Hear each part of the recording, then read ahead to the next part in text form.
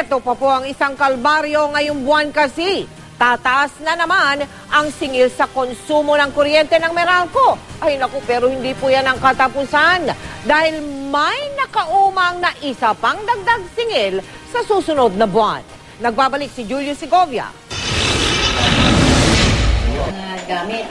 Sumasakit na raw ang ulo ng mag-asawang Peralta sa dalawang magkasunod na buwang taas singil sa kuryente. Ang bill nila noong Hunyo, umabot ng mahigit 3,000 piso.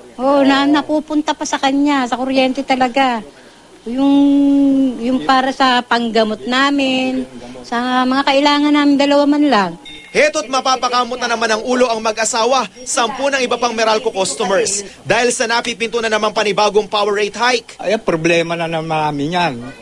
Kasi ang binabayad ko dyan, yung kinukuha ko lang sa, yung sa SS eh. 32 centavos kada kilowatt hour ang dagdag singil ng Meralco sa generation charge ngayong Hulyo.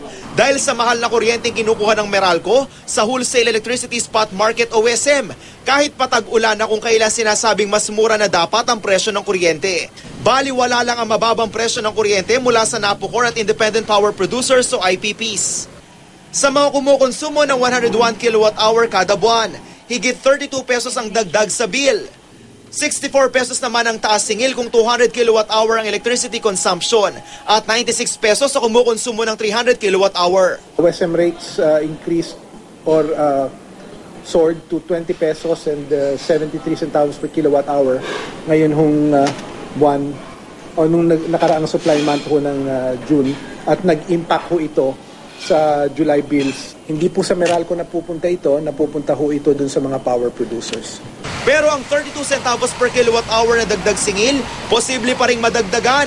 Di pa kasi naisasama ng Meralco ang under-recovery na kailangan nilang bawiin sa customers. Nakapaloob ito sa iba pang components ng billing, gaya ng transmission, distribution, taxes at lifeline subsidy. Gayunman, may over-recovery o sobrang singil din naman daw sila sa systems loss na ibabalik din sa customers. Sa ngayon, ayon sa DOE, kailangan daw magtipid sa pagkonsumo ng kuryente simula July 13. Pansamantalang isasara ang operasyon ng Malampaya Pipeline na kinukunan ng supply ng kuryente ng 3 power plants sa Luzon. 8 araw tatagal ang maintenance shutdown. Wala naman daw magiging problema sa supply ng kuryente. Pero tiyak na ang isa pang power rate hike sa Agosto. 8 araw ito sa kabuuan ng isang buwan at hindi rin naman, kumbaga, yung pangkalahatan nun, hindi isang bagsak. Meron ring kaukulan na pag-blend nung cost. Julio Segovia, Nakatutok, 24 Oras.